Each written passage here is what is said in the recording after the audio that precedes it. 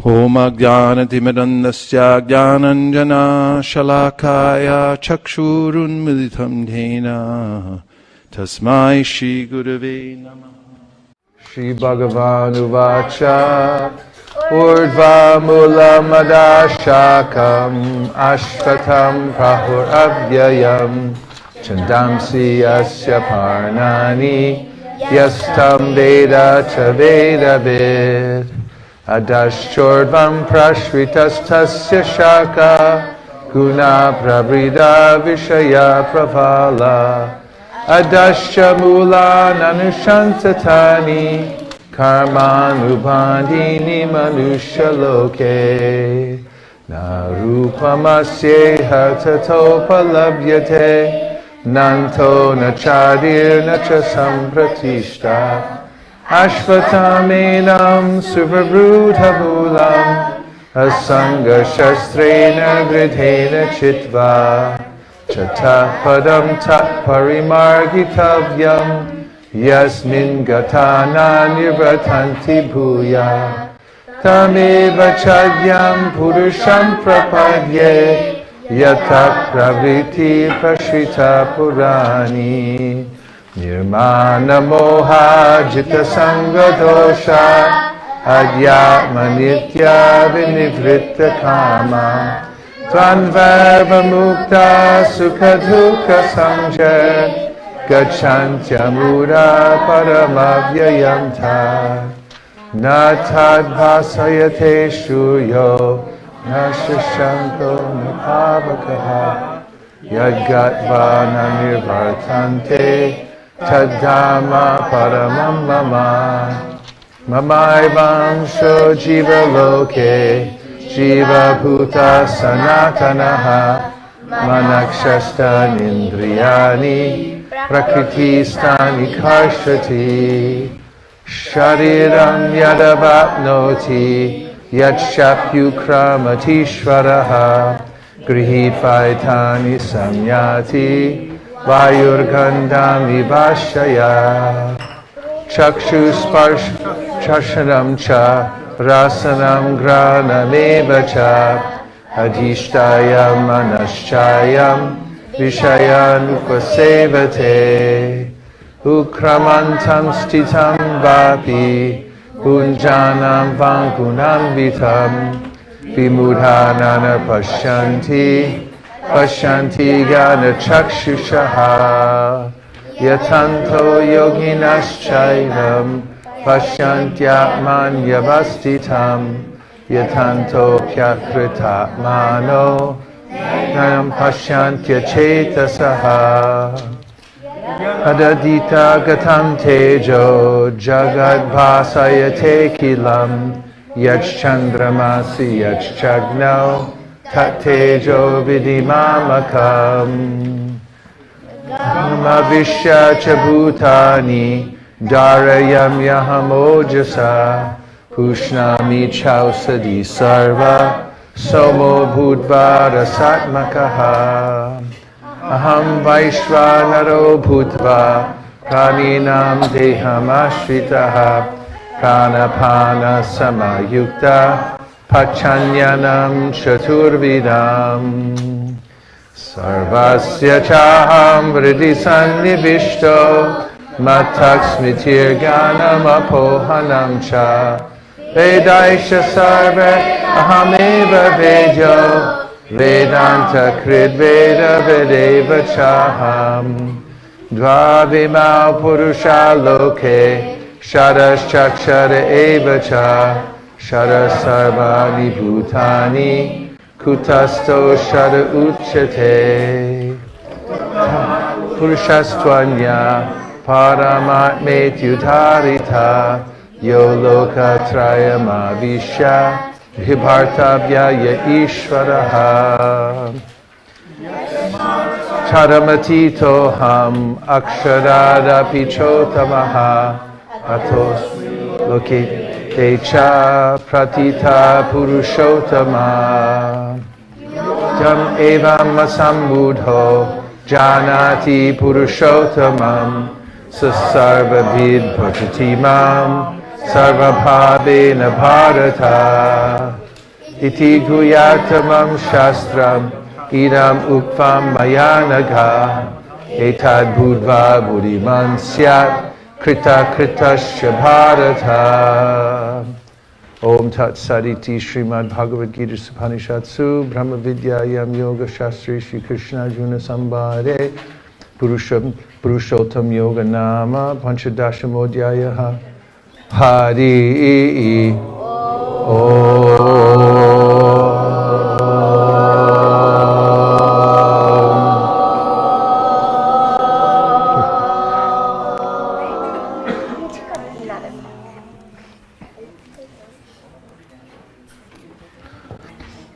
So, when one chants the Bhagavad Gita, one comes directly in contact with the Supreme Personality of Godhead. In fact, there's no difference at all between Arjuna's being on the battlefield of Kurukshetra and hearing the Bhagavad Gita from Krishna and our chanting the Bhagavad Gita now, because it is as absolute sound vibration. It's non-different from Krishna. Therefore, in these ceremonies, when we chant the Hare Krishna Maha Mantra and then a chapter of Bhagavad Gita, we open the door for the spiritual energy to enter into our environment and into our hearts. Having done that, now we need to have the chanting of the holy name while we're performing the first grains, while we're giving Myra her first grains. So we'd like one of our kirtaniyas to lead a kirtan. Who's raising their hand? Kirtaniya?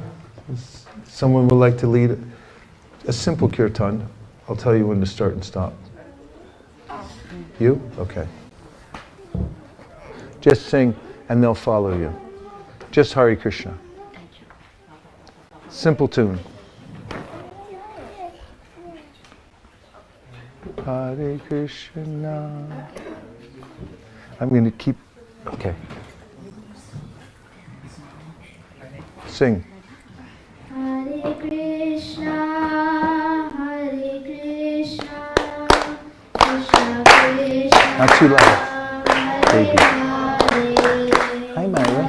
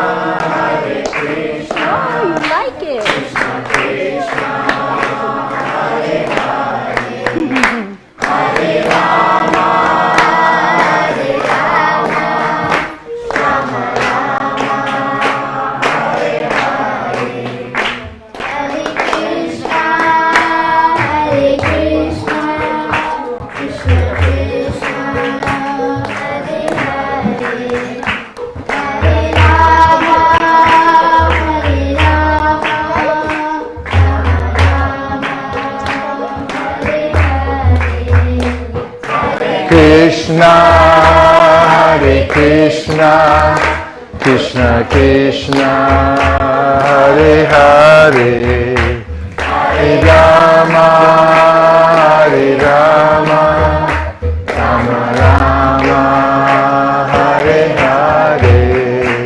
Hare Krishna, Hare Krishna, Krishna Krishna, Hare Hare, Hare Rama, Hare Rama,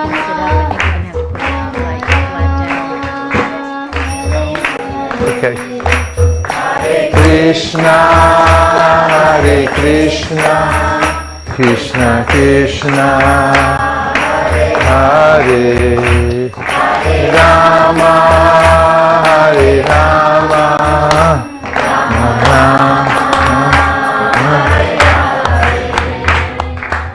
Go Premanande Haribol. Let the record show that Myra has taken her first grades and she liked them very much. Now, as far as divining her future and her proclivities in life, we've put before her Srimad Bhagavatam, Bhagavad Gita, gold, and huge stacks of cash. I don't see any credit cards here, so I don't know if it'll be as effective. But if you'll put her in between the two, come as close as you can, because she's a little young for crawling and choosing, but you want to put her as close to the two items as possible, and let her choose for herself. Don't cry out very loudly, because if she does touch one and choose it and you cry too loudly, she'll be traumatized and then change her mind. What I would suggest, Myra, is perhaps you can look at the Bhagavad Gita, Srimad Bhagavatam, which you see here with a beautiful bright cover, or if you so choose, this is gold. She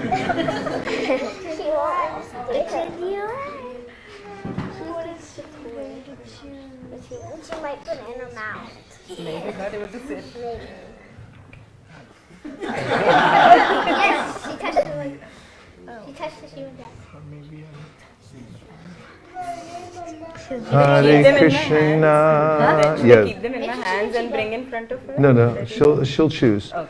Hare Krishna, Krishna Krishna, Hare Hare, Hare Rama, Hare Rama, Rama Rama. Let the record show she's decisively chosen the Bhagavatam and the Bhagavad Gita. Very decisively.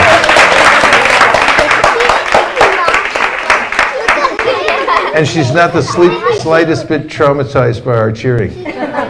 This means she will become a stalwart devotee of Lord Krishna.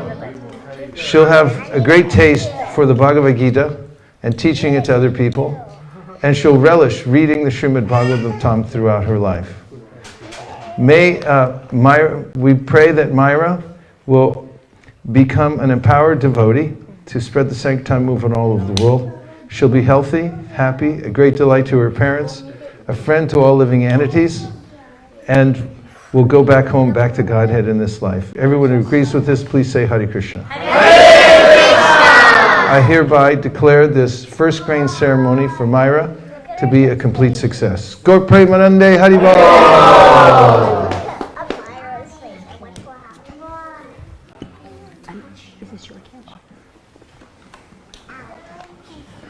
Hare Krishna, Hare Krishna, Krishna Krishna, Hare Hare, Hare Rama, Hare Rama, Rama Rama, Hare Hare, Hare Krishna,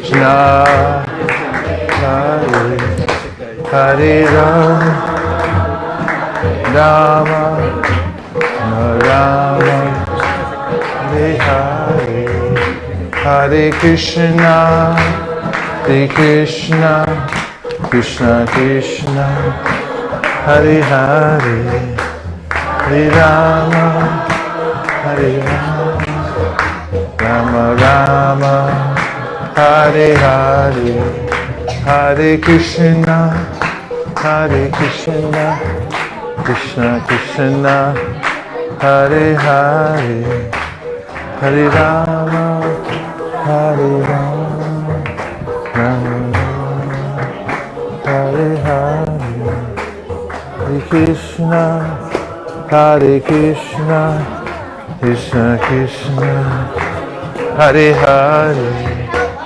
Hare Rama, Hare Rama, Rama Rama, Hare Hare, Hare Krishna, Krishna Krishna, Hare Hare, Hare Rama, Rama Rama, Hare Hare. Everybody.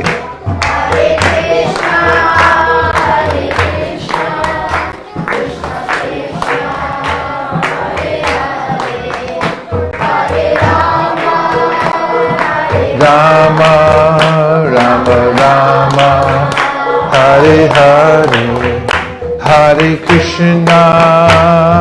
Krishna, Krishna Krishna, Hare Hare, Hare Rama, Rama Rama, Hare Hare.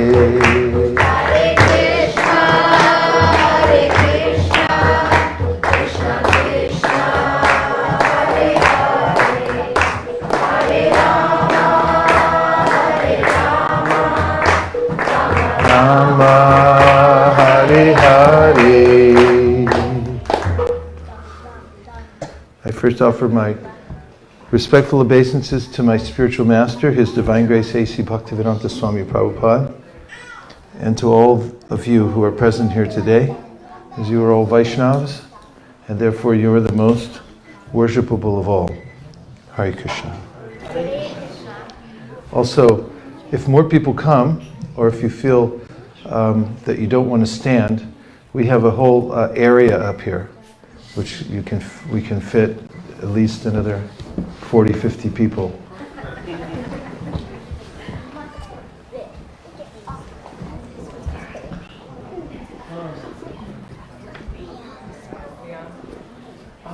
Loka, you want to inform me about the schedule? Yeah, so it's 8 o'clock. I only have till 9:15, so...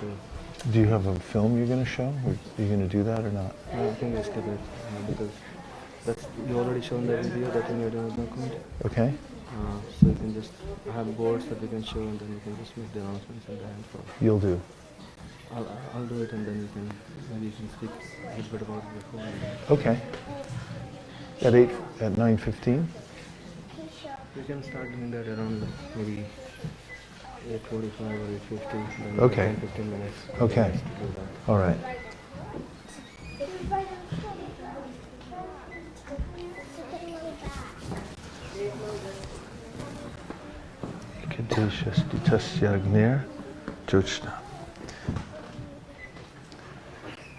Tonight, I'm going to speak about 3 principles that you can easily remember and that will transform your lives in very positive ways, and that will allow you to take advantage of all the benefits of human life, feel satisfied, and be of help to people all over the world.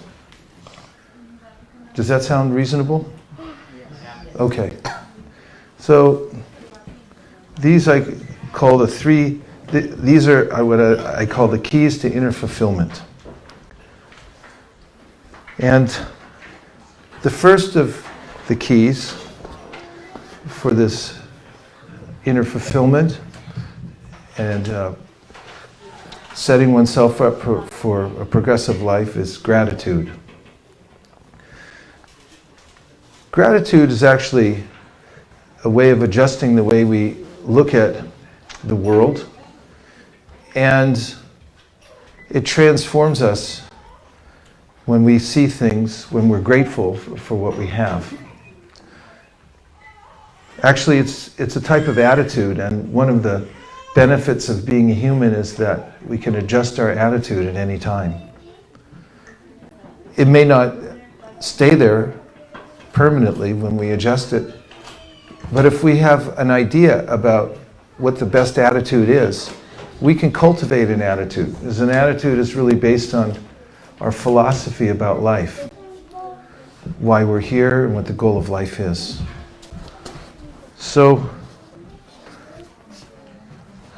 the first concept in remembering this, or being able to, change one's attitude is a concept I thought about frequently and spoken about, and that is that each one of us is a container. If you look around, you'll see others sitting around you, and just adjust the way you look at each person when you see them, and notice that they're a container. We hold within us contents, and the word content and content is spelled the same. And if you have the right content, then you'll be content. And it's our choice of what we hold within us and what we take into our minds and hearts. Remembering this helps us to be self-determining and to adjust our attitude, because our attitude has a lot to do with what we allow to come into our life. There's a concept I spoke about yesterday, which is important to remember, and that is that each one of us has an appreciating capacity. Ultimately, as mentioned in the Vedas, Eko Bahushyam, this is a very philosophical point, and that is that the Supreme Absolute Truth is one, but the Absolute Truth expands itself into many for pleasure, for ananda, because one can't enjoy. But when there's variety, then there's enjoyment. And we have the same characteristics as the Supreme Enjoyer, because we emanate from Him, but our role is slightly different. He's the enjoyer, and He's the origin of everything, as He says in the Bhagavad Gita. And we are parts of Him. And we read that just in the Bhagavad Gita a few seconds ago, when we read the 15th chapter, which says, where Krishna says that every living entity is a fragmental part of me. So we have that same spiritual nature that Krishna has. But as small sparks, our role is as appreciators. In fact, if there weren't unlimited appreciators, there would be really not much meaning to being the Supreme Personality of Godhead, because if there's no one there to appreciate you, what would be the purpose? Where would be the ananda? So how many living entities are there? Asankhya, which means they're uncountable. So the Supreme Lord is unlimited. He expands Himself unlimitedly, and each one of the living entities has an eternal dharma, which is to appreciate the Supreme Personality of Godhead. So if that helps, you can quit your jobs and just appreciate Krishna. This is actually our only duty, and our dharma, eternal dharma, is to appreciate the Supreme Personality of Godhead. When we do that, then we actually enjoy, because He's unlimitedly attractive, and there's a way in which we can go on appreciating Him eternally, because He's always increasing in all His qualities. So we're eternal appreciators. It's only a matter then of increasing our appreciating capacity. And the practice of bhakti is meant to open our appreciating channels so that we can appreciate Krishna more and more. There's a saying that by Voltaire, appreciation is a wonderful thing. It makes what is excellent in others belong to us as well. Queen Kunti says a similar thing. Yes? Sorry to interrupt. There are two cars, 2793, ending with like a black or bluish car, and a car which has on the front plate drive-through. They're very awkwardly parked, almost blocking the main road. So if that's your car, please move them around. 2793 and drive-through. Why do cars drive in front plate? Sorry to interrupt. Not at all. I thought maybe we won something. You've won a brand new So Voltaire said, whatever you appreciate in others, those qualities you take on yourself. Queen Kunti said a similar thing. Shrinvanti, Gayanti, Grinanti, Sadhava.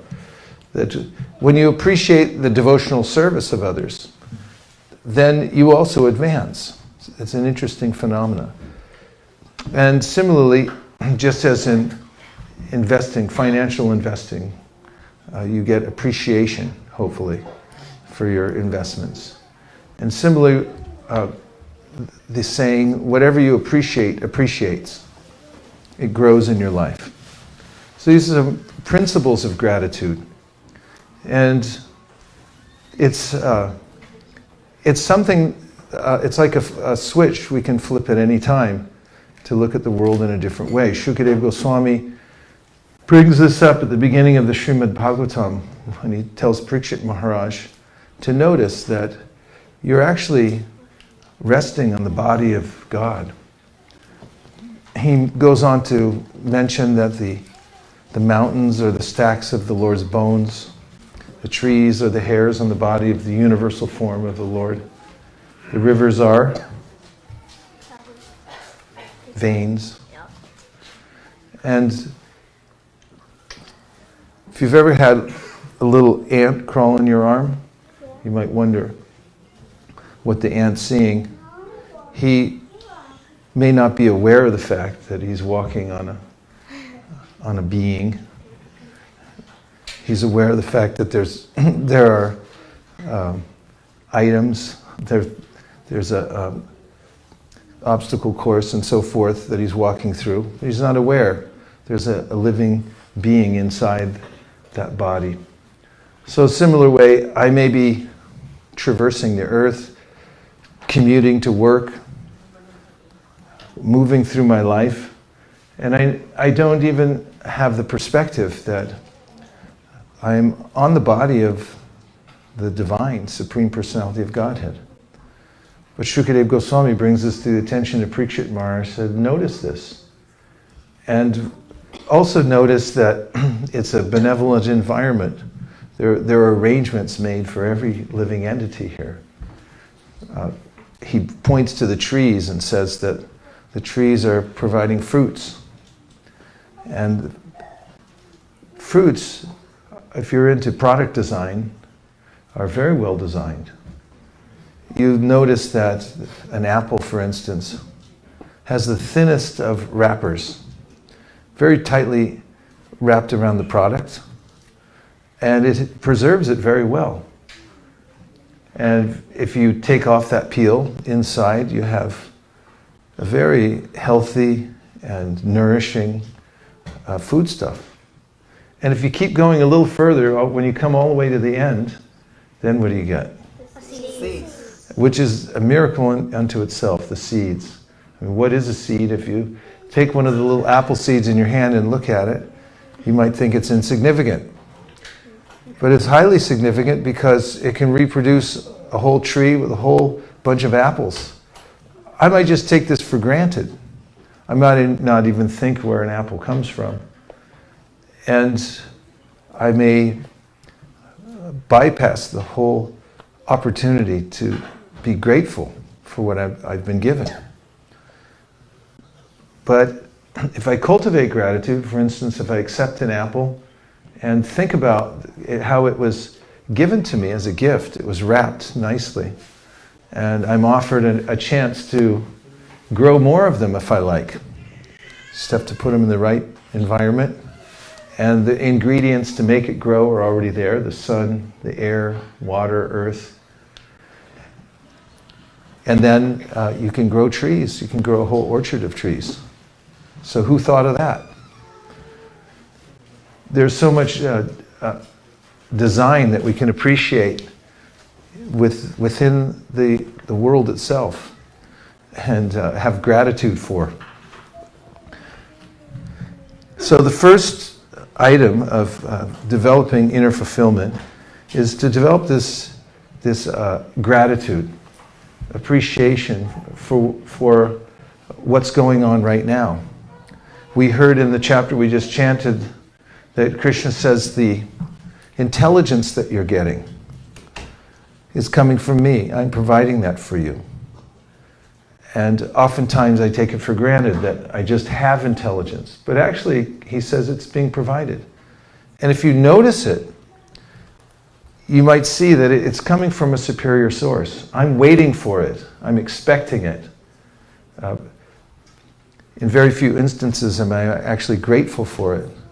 But if I notice it, I could become grateful for it. Jonas Salk, who invented the polio vaccine, said that he had been working on his project for a long time and was desperate for answers, but they were not forthcoming. And then one day, they came to him as a gift from a higher intelligence. And he ran in and began writing down the formula that he was looking for. And he noted very clearly that it was a gift from a higher intelligence that was provided to him. But at every moment, we're getting that in one way or another. And you can go on observing your own body, mind, your environment, and see that there's an arrangement for us that is bountiful and we can appreciate. So that's the first principle, gratitude. And this is practically synonymous with bhakti, because if you're grateful, it's natural that you're grateful to someone, because it doesn't really make sense to be grateful to an impersonal entity, if there is such a thing as an impersonal entity. To be grateful for nothing, for a void, right? Yeah. Contradiction in terms. But if we think about it, that their intelligence is being provided, there's packaging, there's some thoughtfulness to the universe, then I can feel grateful. And it's amazing how when you're grateful, it doesn't matter what your environment is or whatever you have at the time, you'll naturally feel satisfied and happy. But if you don't have gratitude, it doesn't matter how much you get or what kind of opulent surroundings you may be provided with, you'll be unhappy.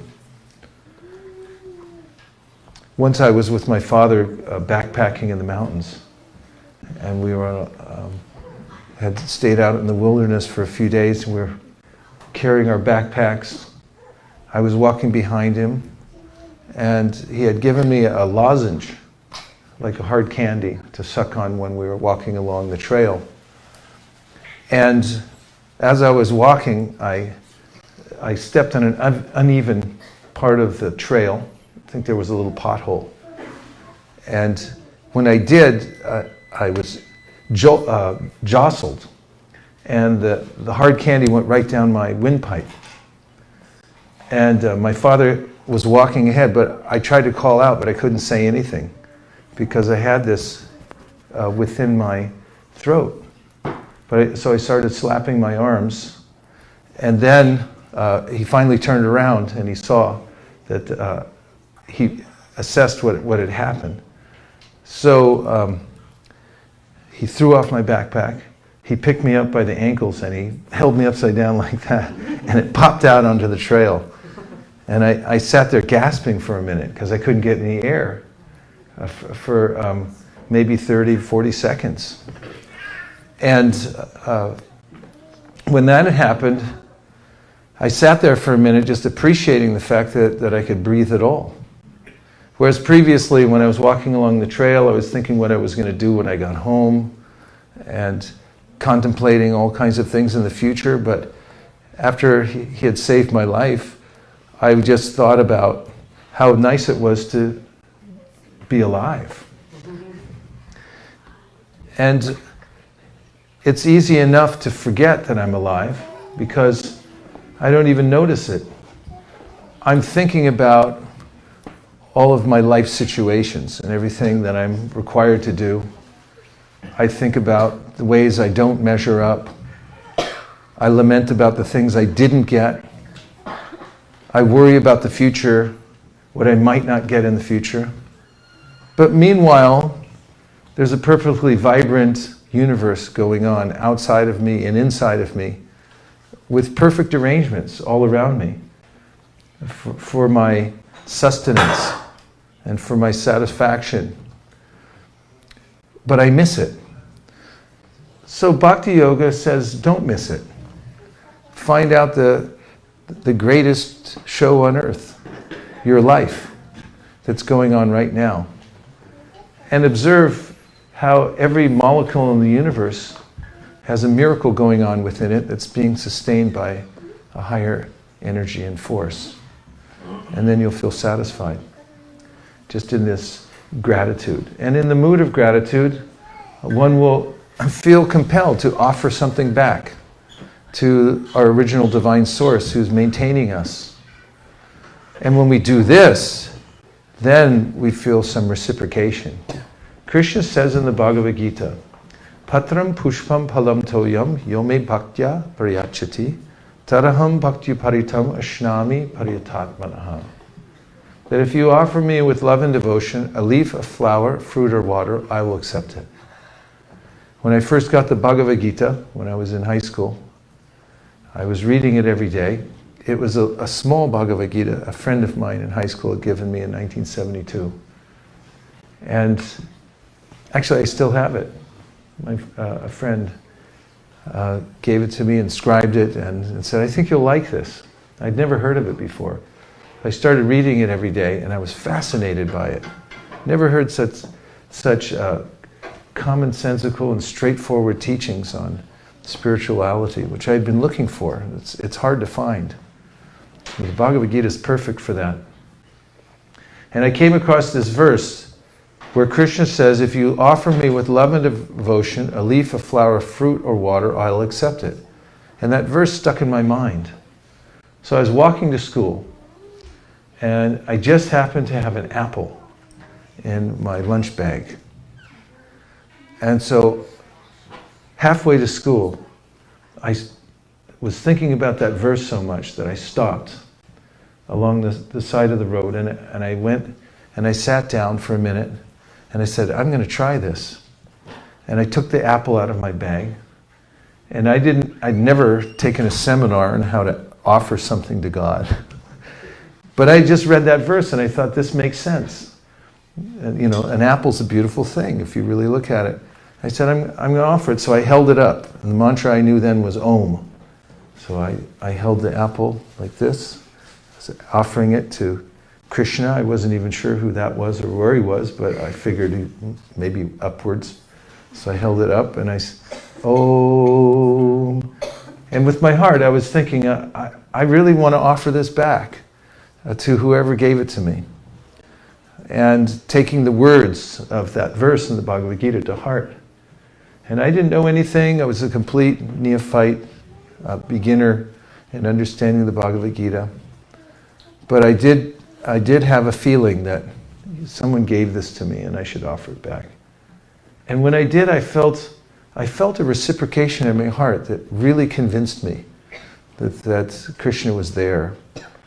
And that the process of bhakti, which I didn't even know the word bhakti, but I just had an idea from the Bhagavad Gita that the process of appreciating the Supreme and offering Him what one has would be effective. I knew it was because I got almost immediate reciprocation. And I really liked that principle.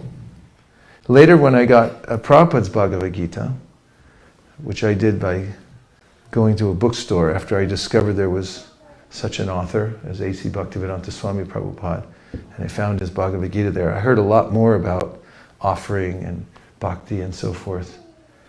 And I was trying to find a teacher of spirituality. I was at my high school, Del Valle High School in Walnut Creek, California.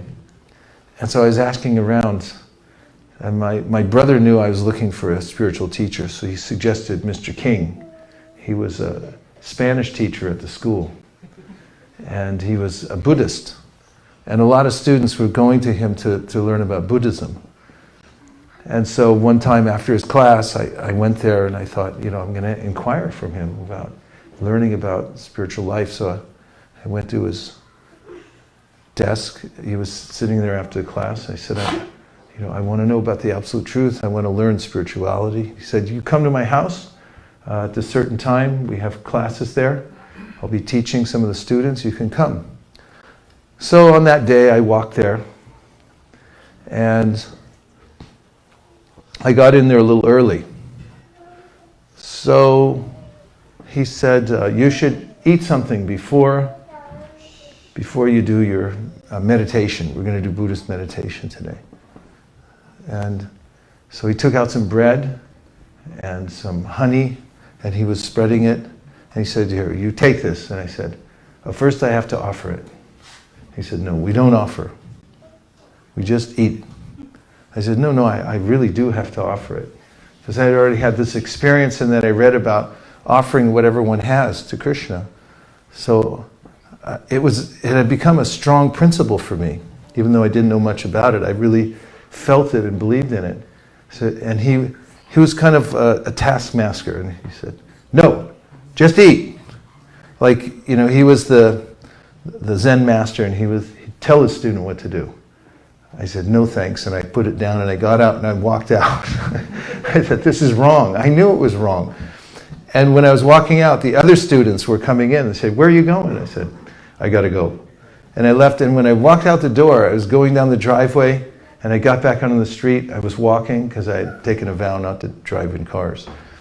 And as I was walking along, I felt this reciprocation that, yes, you followed my instructions in the Bhagavad Gita. I felt that intelligence.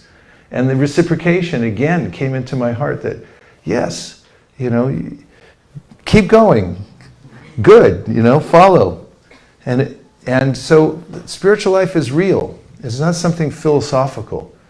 We have a relationship, and we have the Supreme Personality of Godhead to appreciate. And when we do appreciate and we offer even the simplest thing out of love, a simple gesture from our heart, bhakti means from our heart, just simple, then Krishna reciprocates in our life, and we feel it. And that's what actually makes us happy, is that reciprocation with the Supreme Personality of Godhead. And the best of ambitions is that ambition then that grows, that I want to come closer to Him. I want to do more to know who He is and to be connected to Him in all different ways. And if one simply expresses one's gratitude as much as possible in all of one's activities in life, connecting them to Krishna, who's the life of our life. He's the soul of our soul. And He's so wonderful. It's inconceivable how wonderful He is. He can do anything. He can create anything. And He loves all the living entities in His creation. And by just endeavoring a little bit, Krishna says in this, in the Bhagavad Gita, Neha bikramanashosti pratyavayo navidyate swalpam apyasya dharmasya trayate mahato bayat. Krishna says, if you just try a little tiny bit in this bhakti practice, show a tiny little bit of gratitude, he said, that's your eternal credit. You'll never lose it. It's so valuable. What to speak if you rearrange your life so that you can always open your heart and offer as much gratitude as possible and bring more people into groups so they can express their gratitude as well to the Supreme. And if you do that, then it opens up a channel where the spiritual energy pours into your life. So it's not a sectarian process. It's a direct communion with the Supreme origin of everything, who's the soul of our souls, and who we can immediately be in touch with. We're already in touch with Him, but we start a relationship with Him through the process of showing gratitude towards Him for what we already have. And I propose that if anybody does this even a little bit, then that person will feel happiness and satisfaction within the heart.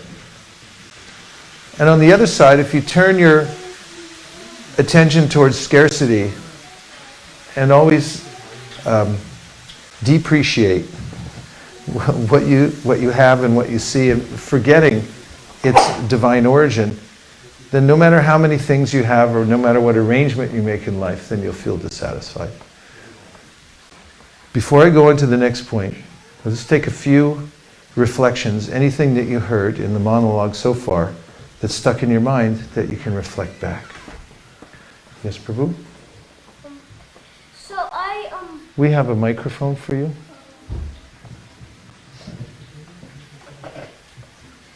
So what I liked about what you said, and it stuck in my mind, it was about the offering, where you just sat down and offered. I really liked that part. Without even knowing, you just did it, feeling like this is the right way. So yeah, it's really nice, and I think you did the right thing leaving that kind of house. Thank you. Thank you for remembering that and reflecting it back. It's very intuitive. The actual process of of connecting with the Supreme Lord is not convoluted. It's very natural. Bhakti is the most natural thing. Every living entity has a propensity to love. And when we direct that propensity to love towards our original divine source, Krishna, the Supreme Personality of Godhead, then it expands unlimitedly because he can reciprocate unlimitedly. And if we, as an example, this is an example Prabhupada gives in the Nectar of Devotion. If you shine a light into the sky, theoretically, the beam of light will continue to expand unlimitedly. Correct? Yeah. Ask our scientists in the front row. If you shine it into a box, then it'll be trapped in a particular configuration. It won't expand any further than that. So when we direct our loving propensity and our propensity for gratitude towards the Supreme Personality of Godhead, then it continues to expand and the reciprocation continues to expand. And this is called the advancement of bhakti. And when we direct it towards material things or relationships that are temporary, then it's as if we're shining that light into a confined space. And it doesn't expand. And we feel frustrated by it, ultimately. Thank you for that was really nice. Okay, we'll take a couple more. Yes? What I liked was the part that, basically just like what Don said, the part where you, there's something in your head that was like, this is the right thing. It was the part where you went to your Spanish teacher's house, and then he said, don't do it. Don't do that, don't do that. But, even though he was saying that kind of stuff, the voice that you heard, that you felt like what was right was not to listen to him. I like that part. Yeah, and just to tell you more about why I was in that frame of mind. When I was reading the Bhagavad Gita every day, you can pass it right back here. Who had their hand up? Yes. When I was reading the Bhagavad Gita every day, after I got it, because I was so taken with it. And I felt as if Krishna was speaking directly to me through the words in the Bhagavad Gita. And when he said me, surrender to me, I said this, any of the pronouns, any of the ways in which he was expressing himself, I felt that he was personally there. I had this experience. As I said earlier, when we chant the Bhagavad Gita, there's no difference between speaking directly to Krishna or reading the Bhagavad Gita. And I felt that viscerally. In fact, I remember when I would read the Bhagavad Gita every day, I would brace myself for the 11th chapter. Because it's a scary chapter where Krishna shows his universal form. And I actually felt a little afraid to go through that chapter because it was so tumultuous, and he's showing these teeth and the universal form opens up. And it's because I was innocent. I was just a kid, but I was sincere. I really wanted to know the absolute truth. And because in that state, I was reading the Bhagavad Gita, there was a reciprocation.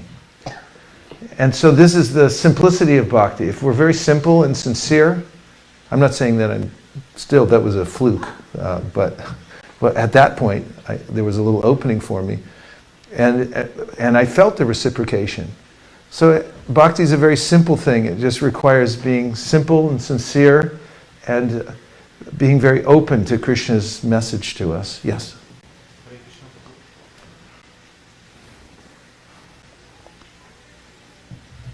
Hare Krishna. So I like this point that you mentioned that we have so many things which we don't appreciate, but always look for the things that we don't have and feel unhappiness in our mind. So there are tons of things that everyone has if we carefully pay attention. And those things, if we keep appreciating, and I think it's human nature that whatever they don't have, they'll always look for that. They want to expand, they want to enjoy. And as you said, we are not the supreme enjoyer. The enjoyer is the supreme Lord. So I think that's where the conflict arises. Yes, this is such an important observation you've made, that we become frustrated when we invest our affection in material things because they don't reciprocate. Bhakti Adam, and then to Tarni Ganga. So 1, and then back to 2, and then 3.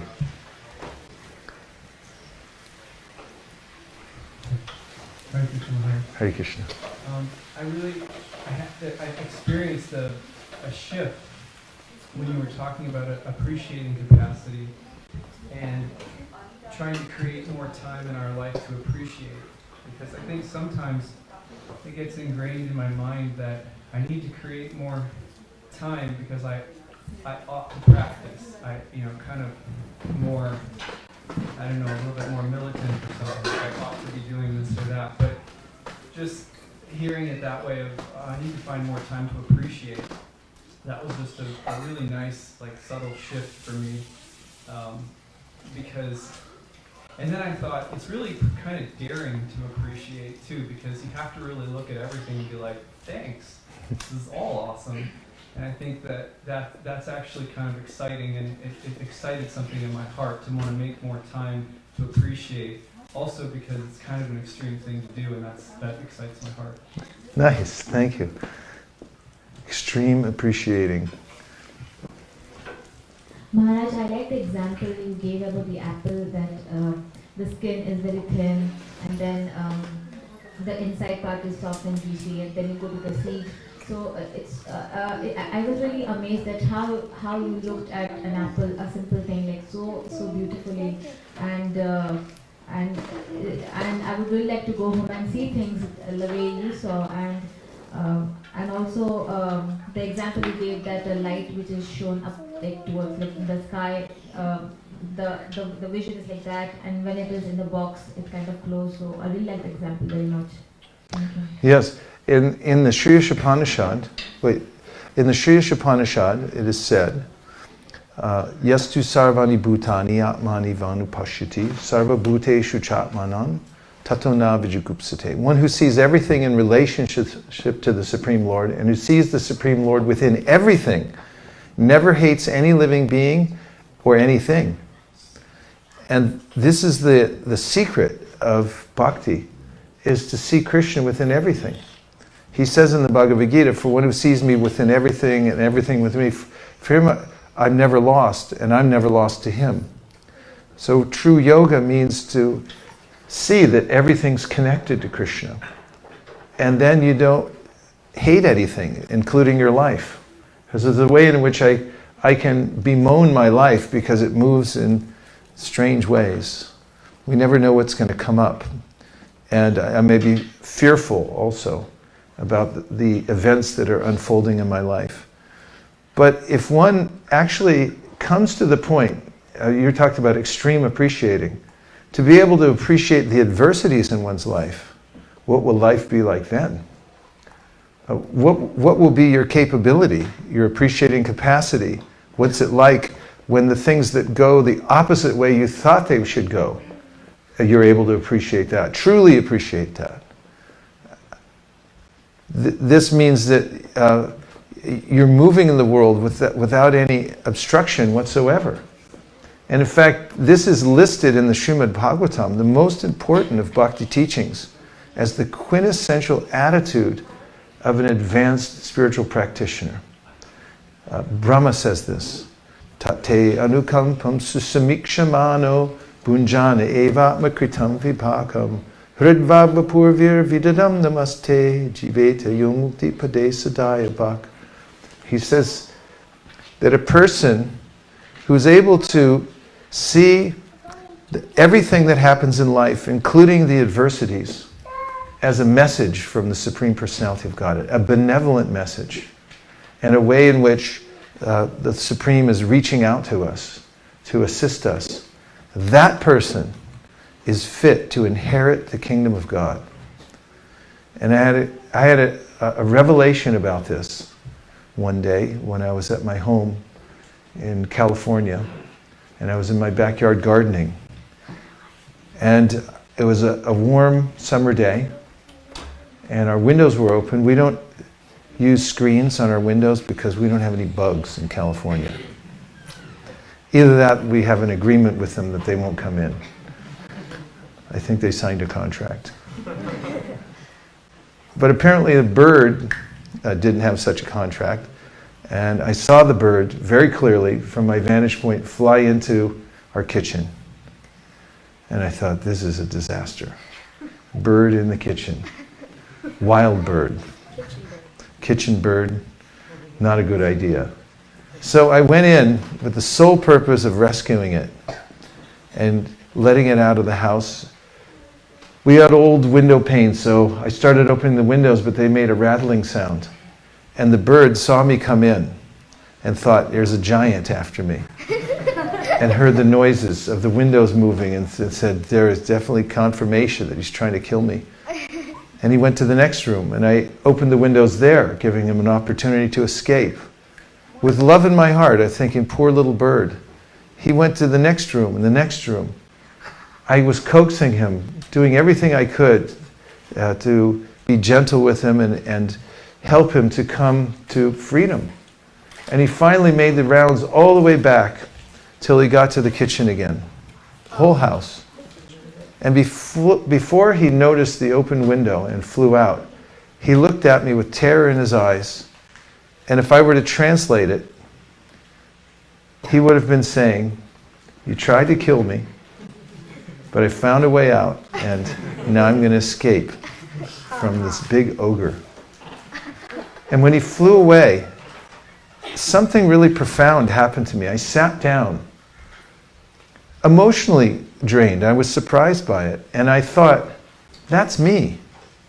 That's the way I see the world, the way birds saw me. Krishna is making arrangements for me in various ways so that I can realize my relationship with him, so I can be freed from the cycle of birth and death. And I interpret the various movements in my life, the way he's opening windows, to be his attempt to kill me. When all the time he's really reaching out and trying to give me the greatest advantage of all. So this perspective that's given in the Bhagavatam is about gratitude and understanding that Krishna is 100% benevolent. There's no malintention at all in his heart. And any involvement I have in this world that's complex, that's fearful, is due to a misunderstanding. It's a misunderstanding. And the Bhagavad Gita and the Srimad Bhagavatam seek to help us overcome that misunderstanding and become realigned with gratitude and understand that I'm being guided by Krishna. After all, I'm his part and parcel. And therefore he has has unlimited good intentions for me. Imagine that. The person who can do anything, who has everything, who's all-knowing, all-loving, has the highest and best intentions for me. Loves me more than anyone possibly could. Suridam sarvabhutanam, he says in the Bhagavad Gita, I am your intimate and best friend. And I'm there in your heart always. And I'm ready to give you anything you want.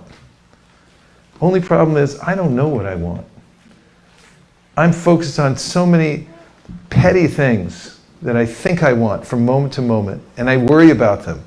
But they really don't mean anything. So this is the quintessential direction of the Bhagavatam, to stay in that mode. And who is next? Hare Krishna, Guru One, Maharaj. two. Yes, please. You're good. Yeah, thank you. It's a wonderful point that you spoke about it today, because I think we need a reminder again and again about it. And then Tari was mentioning about the apples. I also like the point very much. And if you keep peeling the apple to the core, you come across the seeds. And I think you can either choose to throw away the seeds, or you can choose to plant the seeds and get an orchard out of it. So I was thinking I can compare it to my life, that I can either throw bhakti away, or I can use that seed to implant, pray to Krishna so that we can use it to sow that seed into the hearts of others. So I think it's a very beautiful point. And I think, as Tarni was mentioning, I would also, whenever I see an apple, I would be reminded of that point, because you can see many simple things in life and forget that there are great lessons in each of them. So thank you. Yeah, well, even when you peel the apple, you think, what do I do with an apple peel? You put it in the compost. And then that becomes rich fodder for your soil to grow other things. And similarly, whatever kinds of missteps we have in life, the kinds of things that we think are throwaways, actually, they become pillars to success for us. So even if we're a little merciful to ourselves and understand when we make mistakes, when we do things, when things happen to us that we think are the opposite of what might have happened, as Prabhupada writes in the light of the Bhagavad, missteps, mistakes, they may not be detrimental. They may become the pillars to success. And this is also in the realm of gratitude and appreciation, to seeing that the things that happen to me are meant for my betterment. And they can be used in that way. So they're not throwaways, actually. They can be used to nurture us even further. I'm going to look at my watch, which is a big event, because I'm sitting in front of all you and I don't want to break the connection I have with you, but if I have your permission, because I can't see a clock anywhere else, I'm going to do it. May I have permission? I mean nothing by this. I mean nothing by this except to make sure to serve you properly. Okay. What time, Loka, you said finish at 8:45, right? Okay, I just want to make a couple more points. Can you hold yours just for a little bit? The second, because I said there are keys to fulfillment. That's the first one. The second one is to unclutter your life. This is a good time of year to think about this. There's two kinds of clutter, internal and external. Anybody have any external clutter? Anything you want to get rid of? Not because I'm asking because I want something from you, but I just wonder if you have any extra things in your life and you're not sure what to do with them. 2 people? 3, 4, 5, 6, 7, 8, 9, 10, 11, 12. Okay, 2 hands went up there. It's altogether possible for things to come flowing into your life and then they start to pile up. And we may even avidly collect things. So the Shastra recommends that we live a simpler life, in that we winnow out those things that we don't really need and keep only the essentials in our life externally. In fact, there's a term for this that's mentioned in one of the most important teachings on bhakti by Rupa Goswami in the book called the Upadeshamrita, and he says atyahara is one of the ways in which we slow down our progress in spiritual life. Atyahara means, ahara means eating, and ati means extreme. Anybody here have ever seen extreme sports? You've seen it, right? Yeah. Not recommended. But you know what it means to be extreme. So there's also extreme eating. And ahara also means collecting. So atyahara, please say, means extreme collecting or extreme eating. Extreme eating. So one should not be an extreme collector or an extreme eater.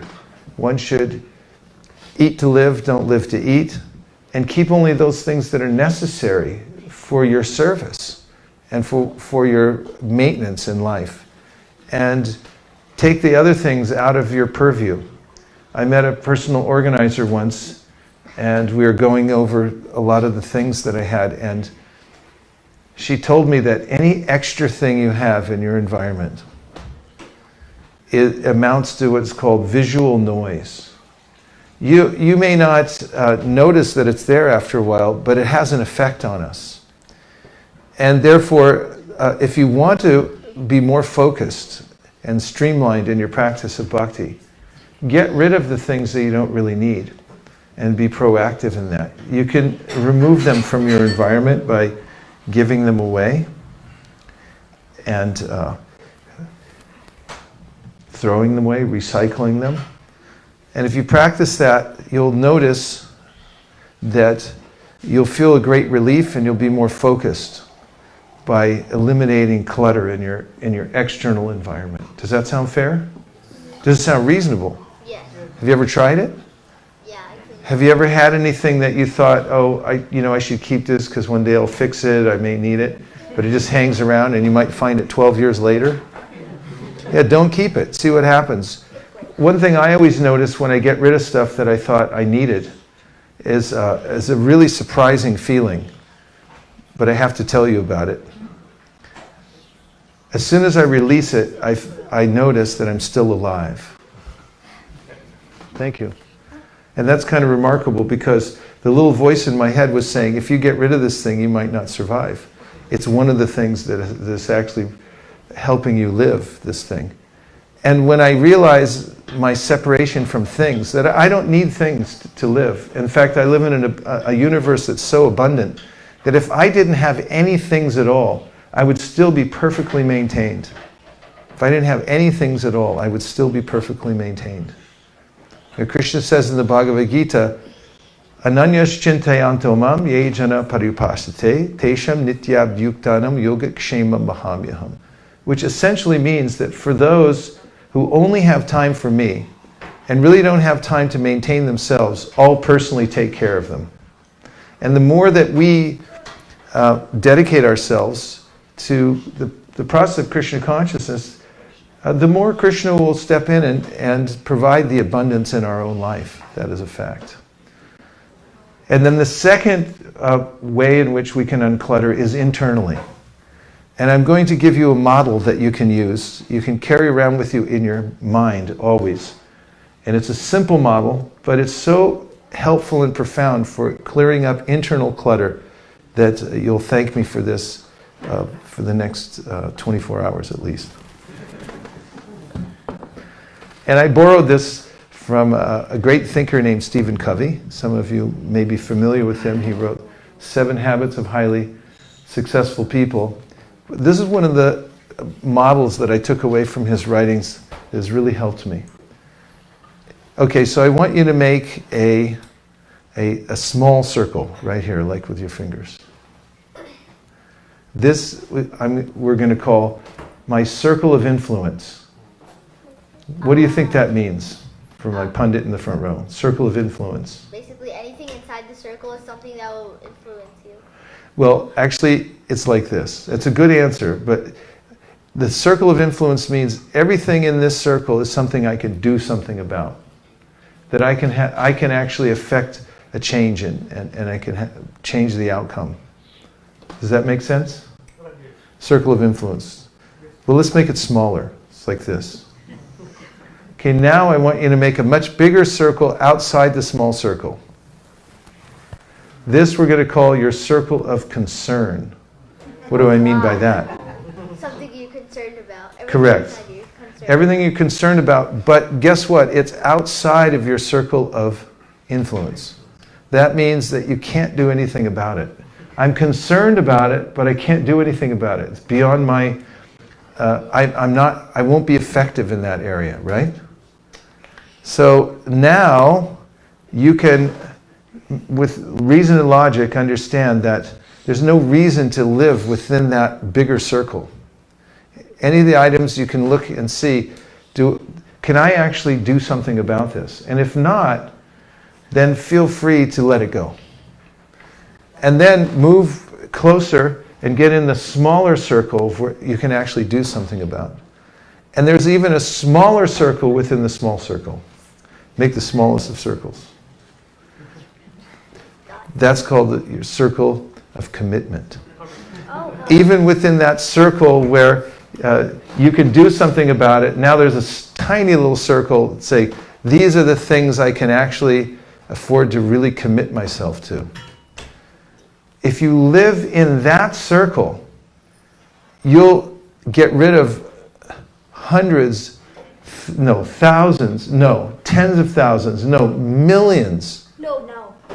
No, okay, tens of millions. No, infinite. Infinity. You're right. Infinity. Infinite numbers of concerns. As Krishna says in the Bhagavad Gita, Prajahati yada kaman sarvan partha manogatan. Atman yevat manatushta stita pragnas tadochite. He says, now get this, you're going to like this. Your mind is a little factory. It's got a conveyor belt running, and there's a bunch of elves in there, and they're making stuff, and it's coming off the conveyor belt, one little package at a time. And what's on it? A bunch of concocted ideas that cause you anxiety.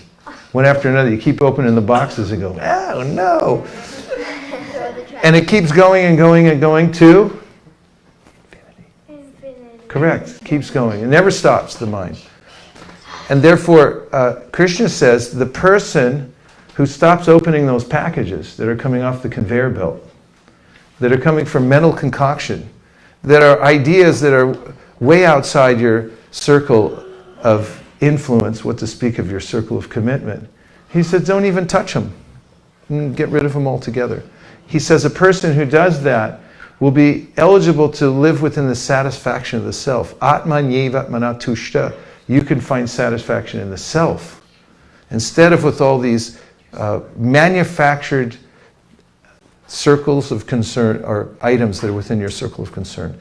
So you have to winnow out those things in your mind that are not relevant to your spiritual advancement. And therefore the Bhagavatam says, Kamasya nendriya pritir labo jiveti avata jivasya tattva jignasya narto yashcheha karmavi. That you should use your life in a very wise way, get rid of those desires, or don't touch them at all, that are outside your circle of influence or your circle of commitment, and that don't help you to advance towards Krishna. And if you do that, you'll have a very focused mind. Otherwise, Krishna says in the Gita, Bahu shaka hinandascha. It'll be unlimited how many things you have to worry about. Have any of you experienced worry because you were looking at all the things in your circle of concern and they were spinning around like a ceiling fan? You just kept going around and around. There was nothing you could do about it. And you felt frustrated and worried. And you felt anxiety, yes? 3, 4, 5, 6, 7, 8, 9, 10, 11, 12, 13. Okay. It's a common human experience. And with a disciplined mind, one can overcome that. So unclutter your external, which is something you just have to practice and start to feel good about. And also unclutter your internal environment by focusing your mind on your circle of commitment and at the very most on your circle of influence. But stay out of your circle of concern. Okay? Okay. Stay out. Anybody who... Stay out of it. No circle of concern. Okay? Never. Thank you. Okay, now, the last principle for your keys to inner fulfillment is attention. I'm going to make a radical proposition to you all. Are you ready for that? Yes. 3, 4, 5, 6 people are ready. Everyone else plug your ears. Okay, all right. All right, so, and that is that our only real asset in life is our attention. In fact, I'll go even further and say we are units of attention. And where we decide to place that attention is the most consequential event in our life, moment to moment, where we decide to place our own attention. And this is what we actually have. We have free will, and the free will is where we get to place our own attention. Now, if you place your attention, for instance, as I mentioned, in circle of concern, you can just be in anxiety for one birth after another and go on for millions of years. But if you place your attention on the original divine source of everything, Krishna, the Supreme Personality of Godhead, and think of him, then that's called yoga, or union with the divine, and then your life will become sublime. So you can choose where you want to put your attention. And attention is creative. Here's a mantra: where attention goes, energy flows. Everyone say. So if you want to know where your life's going to go, just notice where you're placing your attention. And Krishna says in the 8th chapter of the Bhagavad Gita, you want to know what body you're going to get in your next life? Just notice where you place your attention at the time when you're leaving the body. It's a transitional moment. You're leaving this body and you're going to get another one. And how do you know which body you're going to get? What you're attracted to, what you're used to putting your attention on. That's it. And that's the science. So you're very powerful, but your power is in your attention. So from moment to moment, notice where you're placing your attention. And Krishna says, Manmana Bhavamat Bhakto. Learn to place it on me and practice. And how much should you practice? A lot. Practice a lot. And if you do that, you'll have the essence of yoga. It's very, very simple, but that's the one thing that we have that is that is always ours and can never be taken away, is our attention. It can be obscured for some time. We can distract ourselves, but it's our eternal right to place our attention where we wish. So those are the 3 principles. First one is? Gratitude. Second was? Unclutter your life. Third is? Attention. Where attention goes, energy flows. If you take these 3, you will be supremely blissful wherever you go. You'll feel enlightened within your heart. You'll be the best of human beings. You'll be beloved by your family, by your country, by the world. You'll be successful in everything that you do. You'll feel happy at every moment. And I guarantee this, or your money back from this talk tonight. Hare Krishna. Thank you very much. Thank you. Wait, you're in money. I was kidding. You didn't pay at the door? No. He didn't pay, Loka. He'll collect from you afterwards. Okay. You have to pay to go out. Loka drives a hard bargain. He's from Brown University. I wouldn't mess with him. Okay. All right. I'll just stay here then. So, yeah, you can. This is an ashram. You can stay in here. So, any last points? We'll just take a few and try to... Okay, go ahead. Hare Krishna Maharaj. Microphone's just now coming.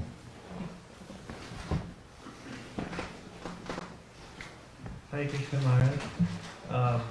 This one point that stuck very much with me is with the example that you gave of a bird that you were trying to help, and how Krishna is willing to help in every possible situation. And a very important quality or feature of Krishna that's highlighted throughout the scriptures, and when he himself says that he is the supreme person, he is unlimitedly all-knowing, he's all-pervasive, and is all-merciful. It's the merciful part that is all highlighted.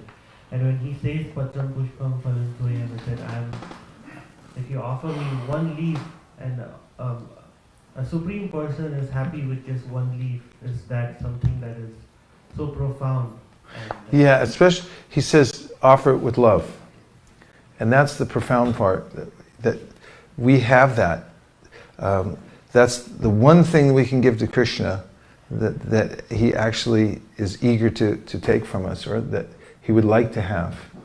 The material part of it, what's called in Gita dravya, the material part, it doesn't mean anything really, because it's already Krishna's. So the intention and the way in which we offer to Krishna out of gratitude makes all the difference in the world. Yes. Okay. Okay, 1, 2, 3. And then we're ready for the next program. Okay, 4. Because you've been such a good participant. Hare Krishna Maharaj. I feel like that I was thinking like when you started with gratitude, I was wondering like why am I not, you get so many points to be gratitude about, and I felt like, what is happening? Why am I not feeling those gratitude?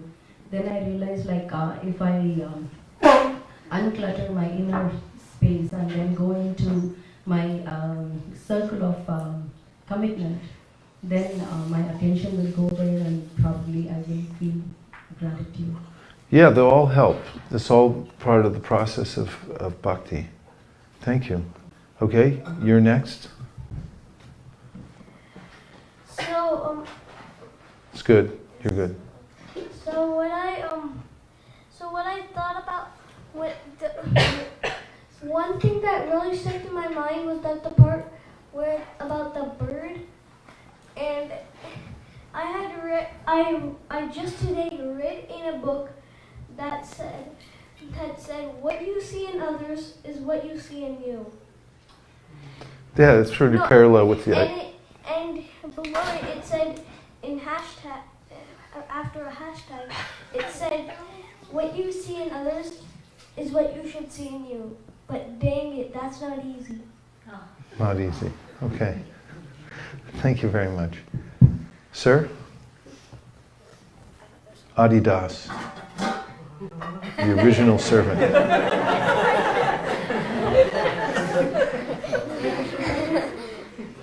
So I had a question about your Spanish teacher. Yeah, Mr. King.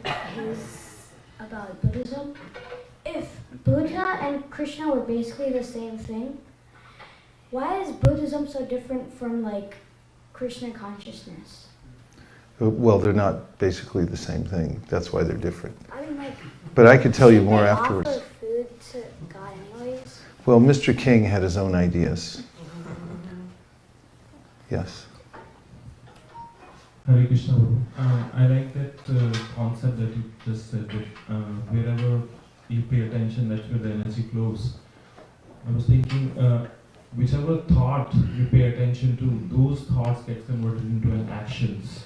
So we should be careful in paying attention to the thoughts carefully, so that we can act accordingly. And then that's another very nice point you've made, and it parallels again something Krishna says in the Bhagavad Gita in the second chapter. Jayato vishayan pumsam sangasteshu pujayate. And that is that whatever you contemplate means to look at things for a while and then to start think, there's something in this for me. And when you do this, Krishna says, then you develop a sangha, which means a connection. It actually becomes part of you. So that's how we get stuck in the material world. It's not that we have to be stuck in the material world. We can float through here because actually we have nothing to do with it. But when I look at it and I say, oh, actually, I like that and I want that, and then I identify with it, it changes from being a material thing to my material thing. And there's a huge difference. And that is now it becomes part of my body and my mind.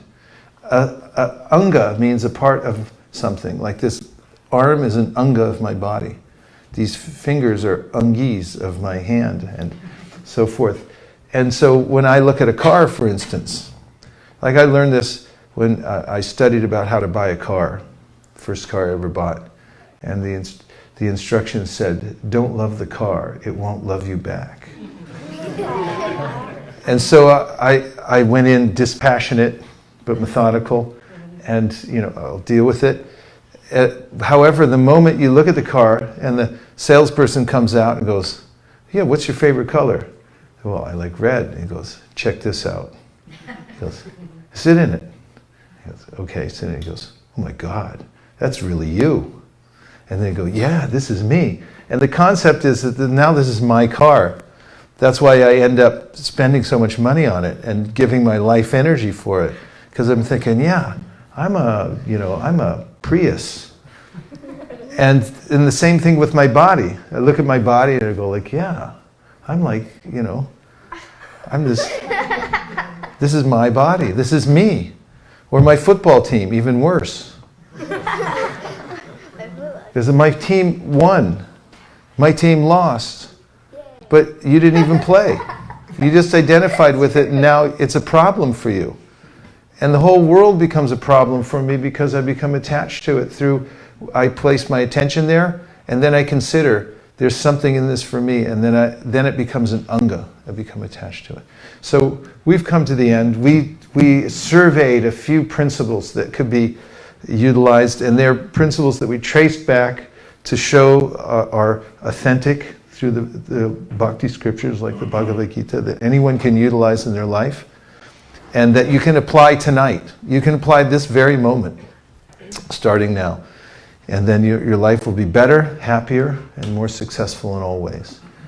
And Loka Prabhu is going to talk about a phenomena that's sweeping the nation right now, and that is a combined effort to distribute as many Bhagavad Gitas as possible to people all over the world in many different languages.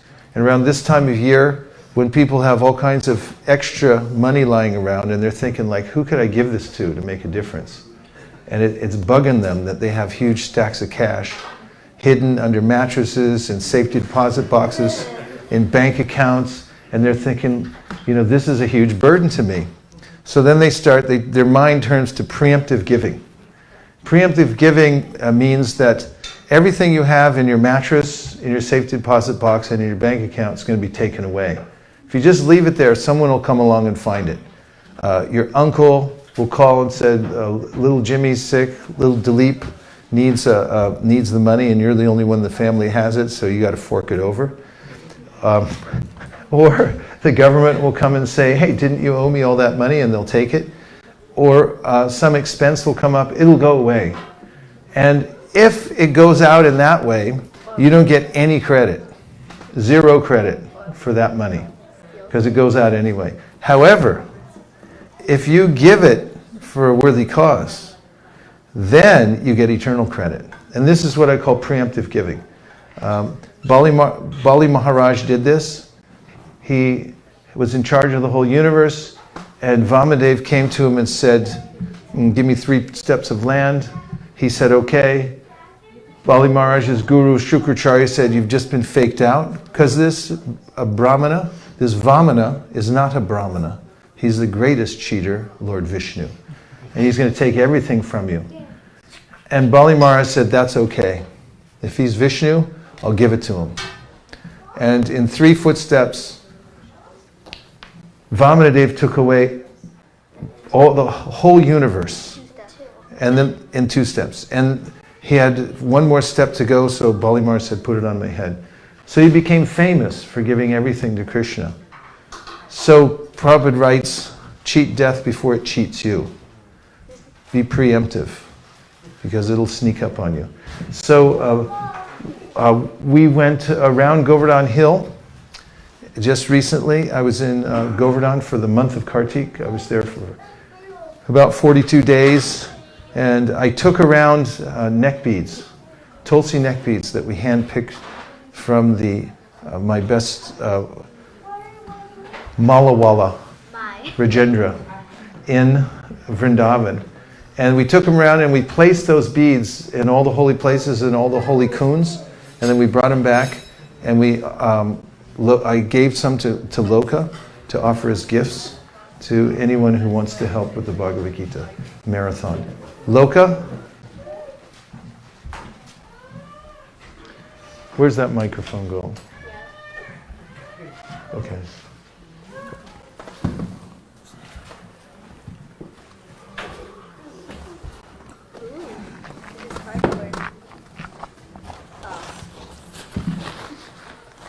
When I said you have to pay the bill, I really meant it. Wait, what?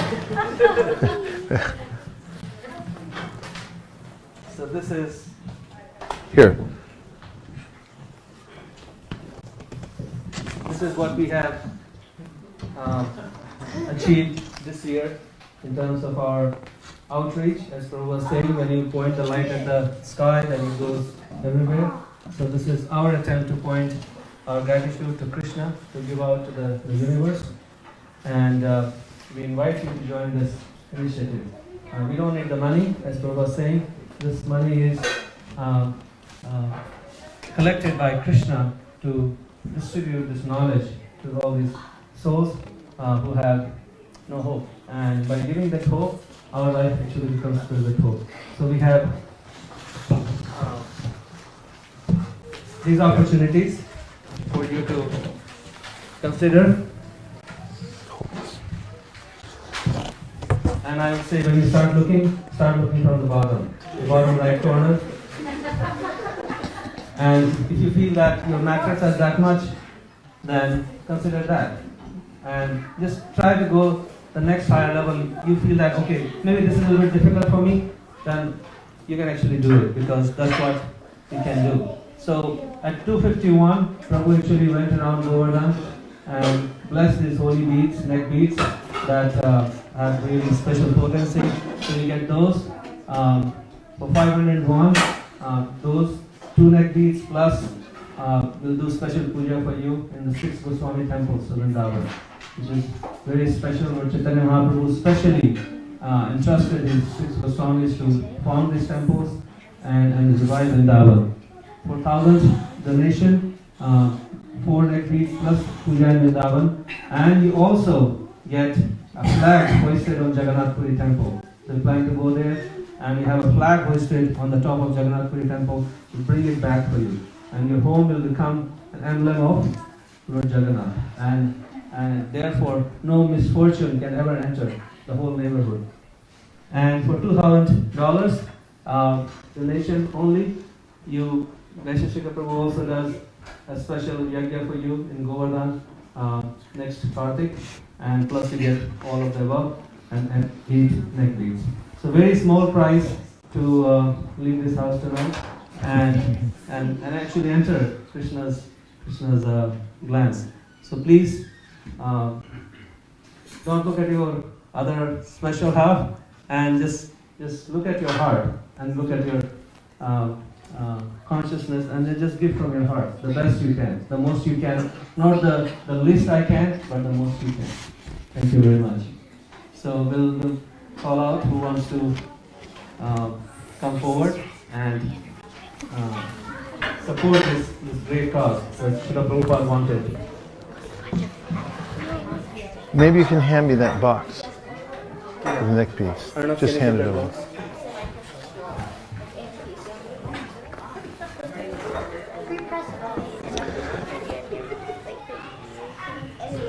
I made a video of going around Govardhan Hill to all the various places. And these are the neck beads, and I took them around in a large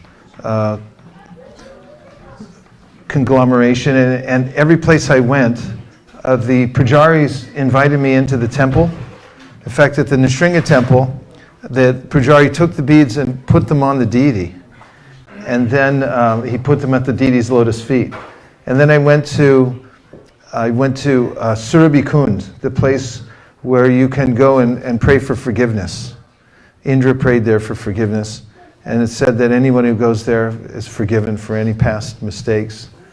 And then we went to Uddhava Kund, the place where Uddhava prayed to be a clump of grass in Vrindavan. And this way, we dipped them in every kund and put them at the lotus feet of every deity. And I made a video of this. Later you can see the video. A local will send it out to you. But we also then performed a Mahayagya sacrifice. We read all the names of people that gave it a certain level. And we also offered the names of people who had given at our Go Puja. So it gives you an intimate connection with the Holy Dham. So, who wants to start first? Yes, Prabhu. Left and bottom red. I only see blue color. I don't see orange. I'm colorblind.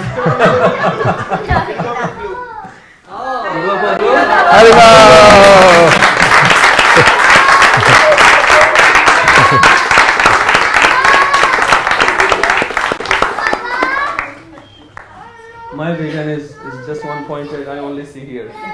So who pledged? I didn't see who it was. Priyanka Prabhu and Shweta. Oh, okay. You can come and collect the neck beads from Prabhu. You make a little path, they can come up here. Swarup and you guys can come here. Haribo! So what do they get? They get one set of beads? Two. And then we'll give them more. Because Okay. They get 8 actually. Hare Krishna. And you can collect more later. You can stand and hold it. Haribo. One Giriraj Seva. Haribo! Haribo! This vision is spreading. Seeing only the blue color is spreading, so I'm really happy. My favorite color is red though. Huh? This is the blue. And I don't even have enough for the yellow one. Hare Krishna. But Swardi can Haribo!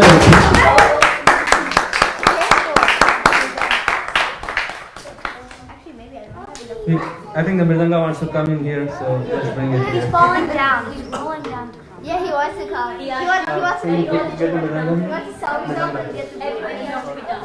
Lakshman Prabhu, can you help us with the Mridanga, please? 50,000. He's paid for 50,000. We need your help with the Mridanga. When somebody wants to do the Giriraj Seva, then you play the Mridanga. That's why the Mridanga wants to come. So far we have to do twice already. Yes.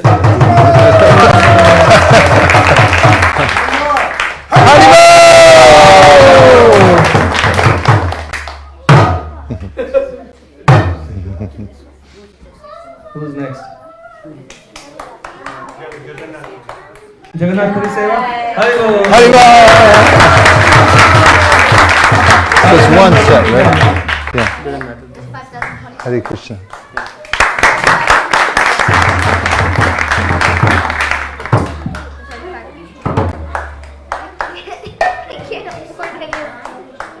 Yes, Prabhu. Vrindavan Seva. Haribo! Haribo!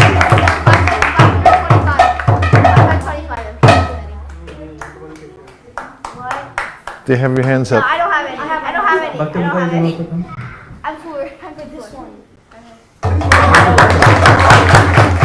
Hare Krishna. The Divakar.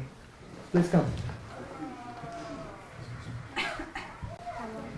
This one. Haribo!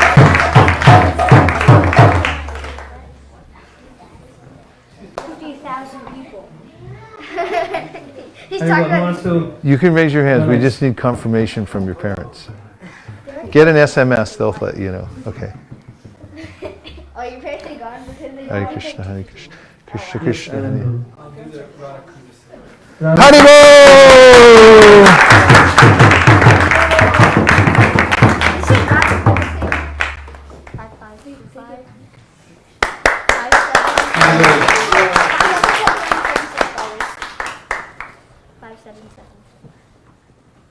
Prabhu, I would go for Vrindavan Seva.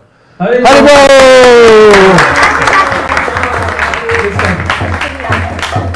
They can take it sort It's- of. Okay. So let's take it from Prabhu. One each. Sorry, these two. Is somebody writing it all down? Somebody writing it down? Yeah. Okay. In your head? Yeah. Vrindavan. It's So now amazing. wear around my neck every day. So excited. Not to school, because they're gonna break it. Vrindavan, can you write it on your If cell anyone phone? breaks this, I'll kill them. Write it there. We'll like kill them. Should say that. Plus, you should say their names out loud. No, this is mine. So far we have. Let's see if you can say everyone's name so far. So we started out with Papa would do it. Priyanka and Shweta. I know we can afford to. Which Seva? Giriraj Seva. And then we went on to Renu Tarpita and Soumya Dhatri for Giriraj Seva. And then Arindam Prabhu for Jagannath Puri Seva. And then Ganeshan Prabhu for Vrindavan Seva. And then Adam Prabhu for Radhakund Seva. And then Sunil and Shanti for Vrindavan Seva. Pretty good, Loka. He doesn't forget stuff like that. Come on, you have like 600 in your piggy bank. All right. Who else? 600 in your piggy bank. Do it. Come on, Chinita. Raise it to Juggernaut. Bribe sisters. Okay. Okay, you know what? I'll just add in my pearl so that we can. Vrindavan Seva? Haribo! Three. Germantown and Shama Bhakti. No, so I'll sell the pearl I have. Hare Krishna. Hello.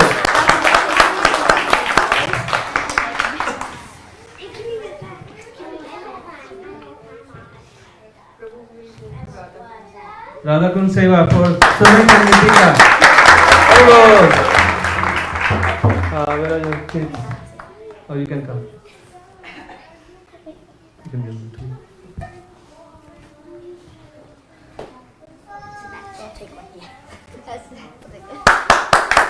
Hello, Nitika and Sumit. Am I allowed to participate? Yes, Prabhu. Radha Kund Seva.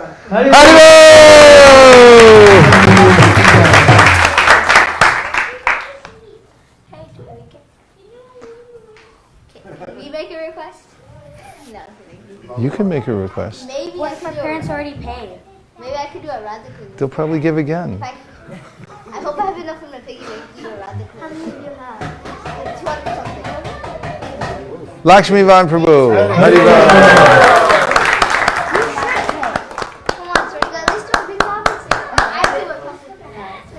I'll go with Radha Kund. Radha Kund. Haribo. Arnav and Tarini Ganga. Hare Krishna.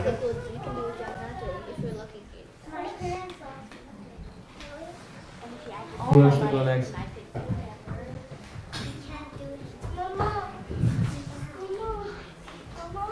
Radhika Nam.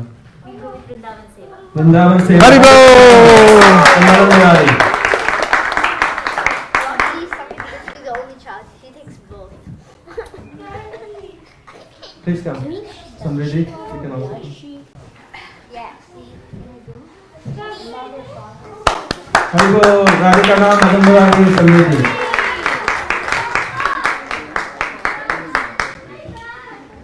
Who wants to go next? We'll go with Radha Kund Seva. Hare Krishna. Hariva. Vishal and Aruna, please come.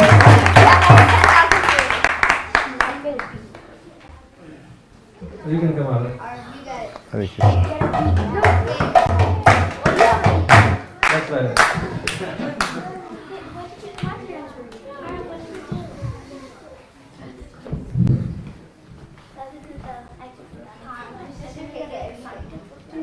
Who wants to go next?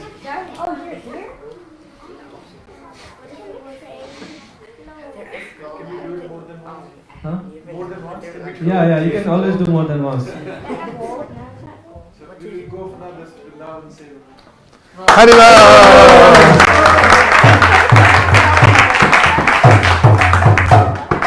So you're basically doing that Jagannath Seva. Well, unless they want to go to Vrindavan twice, and So it's very, you can very quickly go from Jagannath Puri to Giriraj. The passage is very short. It doesn't take much time. It's just 1.4 squares. Who wants to go next? Nitin. Radhika wants to do the Giriraj Seva. Haribo.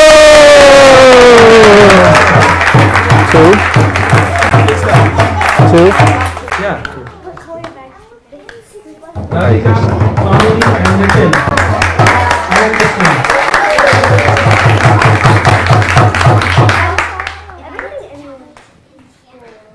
Who wants to go next? We're going to India. I don't know.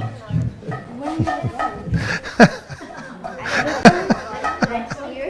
But if I become a millionaire, I'm going to do Giriraj Seva. We're going to January. If I become a millionaire, I'm going to do Giriraj Seva. Okay, I can do that. Would you pass the drum up here, please? Ooh. Krishna what? I'll take one. No, it's the other way. Okay, because we're running out of time and the opportunity to be preemptive is expiring soon. And this is a metaphor for life as we're all counting down.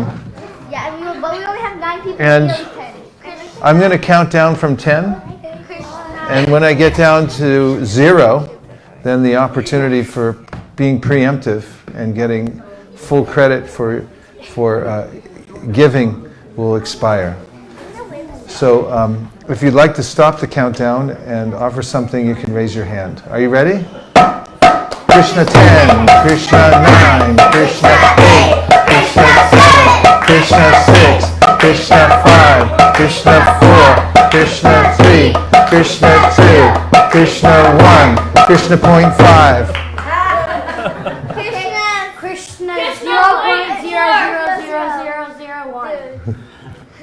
I'll start with the one Radha Kund Seva. Haribol! Krishna, one Krishna. One smallest Krishna you could ever get. Krishna 10, Krishna 9, Krishna 8, Krishna 7, Krishna 6, Krishna 5, Krishna 4, Krishna 3, Krishna 2. Murli. Haribol!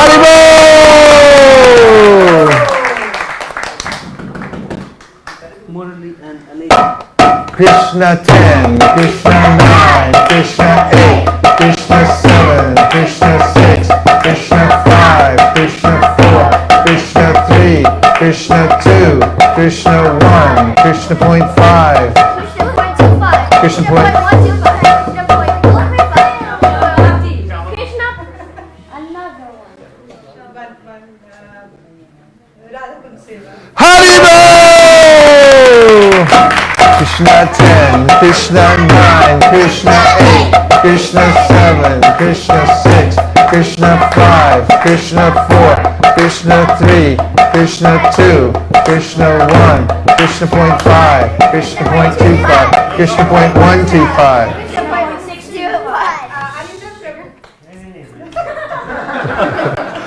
If you raise your hand, doesn't matter. Haribol!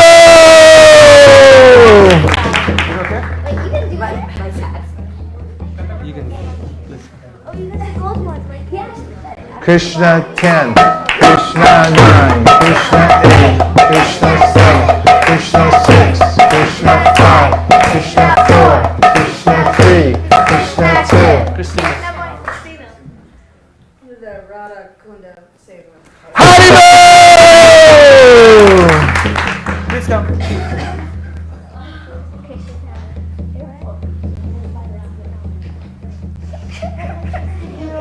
Go Premanande! Krishna 10, Krishna 9, Krishna 8, Krishna 7, Krishna 6, Krishna 5, Krishna 4, Krishna 3, Krishna 2, Krishna 1, Krishna point 5, Krishna point 1, Krishna point 125. Krishna point 05. Krishna point 008. Right next to you. We had one, I think she might have left. Akshina did Vrindavan Seva. Haribol! Okay, we'll set one aside for Akshina Mangala. I'll sit and I'll put it aside.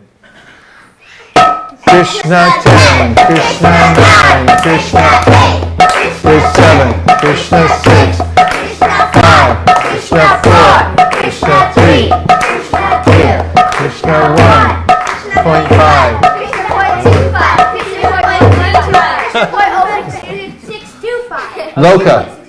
The one more Radha Kund Seva. Radhakund Seva. Yes. Haribol!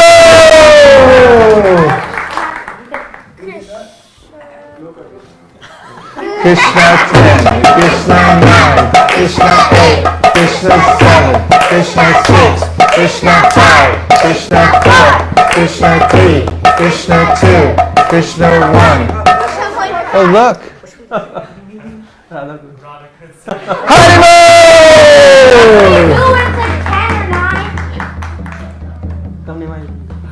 Actually, we're running out of beads too, and when they're gone, they're really gone. Because actually, what I try to do, and I do, is I bring a gift that it's one of a kind. You'll never get it again. And the same access I had to the temples, to the samadhis, to the kunds during Kartik, it will never happen again. And these beads were placed in all these holy spots. So I see a diminishing number. There's a couple of bags left in there. Krishna 10, Krishna 9, Krishna 8, Krishna 7, Krishna 6. Haribol! Haribol! Please come. Sarita. Go Premanande! Krishna 10, Krishna 9, Krishna 8, Krishna 7, Krishna 6, Krishna 5, Krishna 4, Krishna 3, Krishna 2, Krishna 1, Krishna point 5, Krishna point 25, Krishna point 125, Krishna point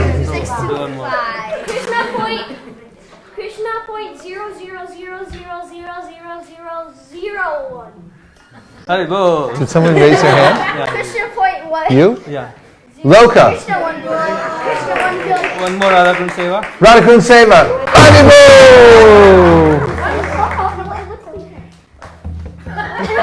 Krishna 10, Krishna 9, Krishna 8, Krishna 7, Krishna 6, Krishna 5, Krishna 4, Krishna 3, Krishna 2, Krishna 1.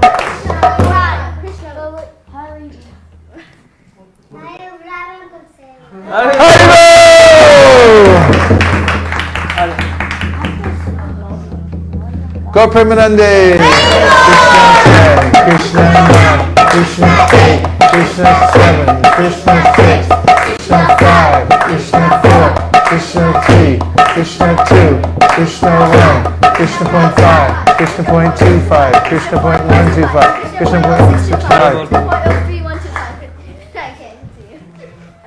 I have an anonymous sponsor for Anonymous sponsor. for Radhakund Seva. For Radhakund Seva to the anonymous. Haribol!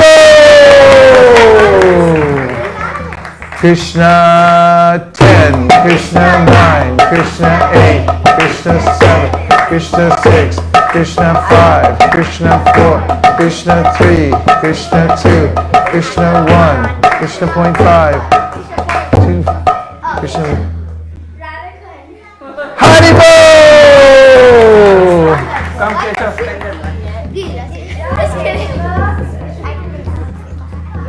Go Premanande!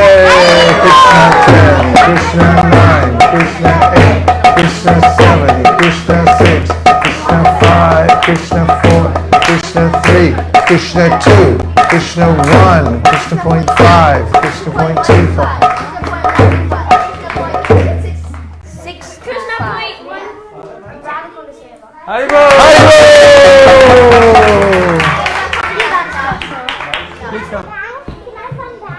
What if your parent already paid? Krishna 10, Krishna 9, Krishna 8, Krishna 7, Krishna 6, Krishna 5, Krishna 4, Krishna 3, Krishna 2, Krishna 1.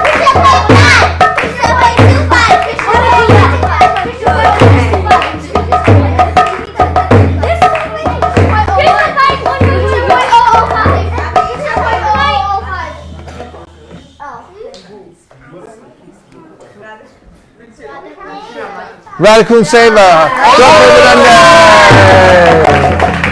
Krishna 10, Krishna 9, Krishna 8, Krishna 7, Krishna 6, Krishna 5, Krishna 4, Krishna 3, Krishna 2. Radhakund Arindama! Go Premanande! Krishna 10, Krishna 8, Krishna 7, Krishna 6, Krishna 5, Krishna 4.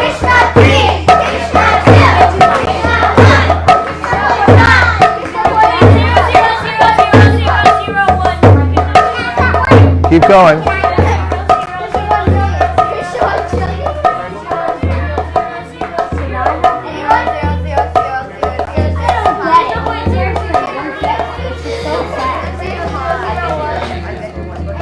What's that? Yeah.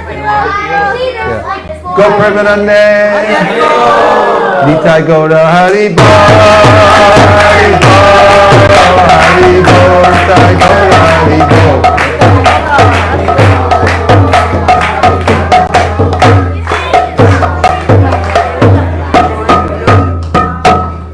Vanchakalpatarubhascha Kripasinabhevacha Patitanam Pavanibhyo Vaishnavibhyo Namo Namaha. Nachari Armarman, Nachari Armarman, Nachari Armarman, Nachari Armarman, hey, Nachari Armarman, Nachari Armarman, Nachari Armarman, Nachari Armarman.